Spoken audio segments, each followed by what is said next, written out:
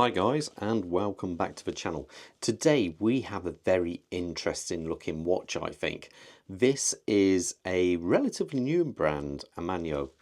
They're from Italy, and basically the company themselves has been around for many years, for over 100 years in fact, but they were originally sort of a gauge maker. They used to make gauges, pressure gauges, that kind of thing. And as of 5 years ago, they've suddenly got into the world of watchmaking, but they've translated their design themes from their gauges across to their watches, and I think it's absolutely gorgeous. I think this watch is very, very cool. It's something different. I did speak to these guys when I was at Watch Pro last year. Really helpful, really great team to deal with. But before I get too far into this review, I've got to say a massive thank you to the team over at First Class Watches of Kenilworth. They have been super helpful, honestly, absolute stars to the channel. They've been really great in supporting me. So I'd strongly recommend, if you're in the Midlands area, popping over to see their place. If you're a bit further afield, well, don't worry, because I'll leave a link in the description below and at the bottom of the page now. All I ask is if you do contact them, please mention the channel. So let's talk sizes first of this. They are quite interesting. It's a 44mm case. It's 12mm thick at the center point here, and the look to look is a little bit interesting because it's a bit like a Seiko tuner. The lugs are inboard, so what that means is this wears much smaller than the numbers would suggest. It's actually around about 37mm, this inboard size here. So even though it's a 44mm case size, this would fit really small wrists without any problem whatsoever. The strap size, I must say, is 22mm. Now, the dial, I just absolutely love it. I think it's got that really kind of vintage look to it. This watch is the 1919 GMT.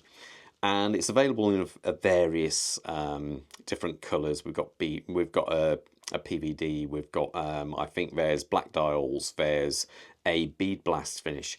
But the pick of the crop to me is this one here. I love the cream dial. The cream dial just looks amazing. The contrast between the hands and the dial itself, I think, just looks absolutely superb. And I love this round kind of hockey puck kind of style look to it. Very in this polished finish it's got here, very unapologetic about its design language. I think it looks superb, and it's different, and that is really cool. Now, first of all, why does it look like this? Obviously, we spoke about the history with the pressure gauges, which they still do today, but this was basically their first ever instrument for a car was in 1919, so that's where we get the name from, and that was a Fiat 501 Torpedo. So that's where the design ethos comes from. But let's face it, who cares? It just looks fantastic. I love these black hands against this cream dial, the way you have the red and black text, then you have this GMT complication hand down here, and the date over at the 3 o'clock position. There's something about it. It's just a gorgeous, honest looking dial. It's not too flash. It is purely there to read, to kind of read the time and not, kind of show off with any flash etching or whatever. It just looks like it was built for a purpose, and I think it looks stunning. So, as the name suggests, it is a GMT. So how we use that at the moment, the time, you use these normal hands to tell the time, and it is, just gone 12 minutes past 10. Now, if you're recording a second time zone, you use this red hand as your minute marker here. So you read the hour corresponding with the red numbers over here, and you just use the minute hand there. So how you operate that, if I pull this out one click, so it's not a screw down crown, just pulls out one click. Now, if I turn it, let's see, that way, you can see the date change, no problem. But if I rotate it the other way, you change the actual hour hand there. So at the moment, that is reading 1613. So you've actually got the time there. And that's how you work it out. So everything on this side is AM, everything on that side is PM. And I think it's just so simple, but it's great. Obviously, you have no loom on this. It is not that kind of watch. If you had loomed hands on this, it just simply would not look right. So anyway, as we come past that, we have a flat sapphire crystal. Now, it doesn't mention that it's got AR, but I can see a slight blue tinge to the lights in here. So I'm going to say it's probably got a very light coating of AR on there. I'm pretty certain it has, but in fact I'm certain. But it doesn't say anything about it in the blurb. So anyway, as we come past that, we have this incredibly polished surface. I really, really like it. You've got a little bit the actual model down there.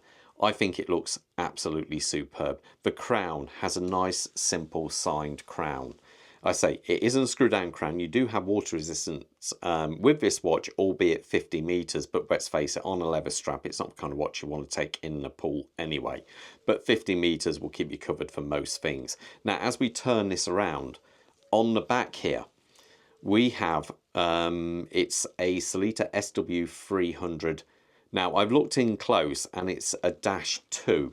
Now, being that this is a newer watch, it should, I'm guessing, it should have 56 hours of power reserve on there. Now, they only state 42, but the newer model, the -2, they upgraded the barrels on. And so I'm not sure if their information is old, but I've got a feeling this could be a 56-hour power reserve on this. I haven't tested it, so I can't say for sure. I did put it on the time grapher, and to be fair, it did really well. I think it was coming in around about 3+3.5 seconds. And what's quite interesting with this is it comes with its own certificate. So instead of being a chronometer, you've got to send your watches off to the Koch Institute to have them actually rated as a chronometer. Being that these are a gauge manufacturer, they test it themselves, and you get a full printout of this in with the box. The box, I must say, is a really nice looking box. You even get a deployable clasp to fit on this leather strap with it, and a little pin pusher so you can push out the pin at the top there. When it comes to the strap is just a beautiful, simple leather with red highlights, stitching here to match the red on the dial. And as I turn it round, as you can see, it is fully signed up. It is very nice. One very nice little touch is being that it is Italian. I love the fact they've used the Italian stitch actually on the inside there. That is just really nice attention to detail. And the clasp itself has got their little A to signify that. So let me put this on my wrist and I'll show you how it looks. Let's zoom out here. Quick wrist check. I am wearing my Nomos Club Campus, and Bob has the new Tissot C-Star 1000 in that funky colour. My wrist size is 7¼ inches, which roughly works out to 18.5 centimetres.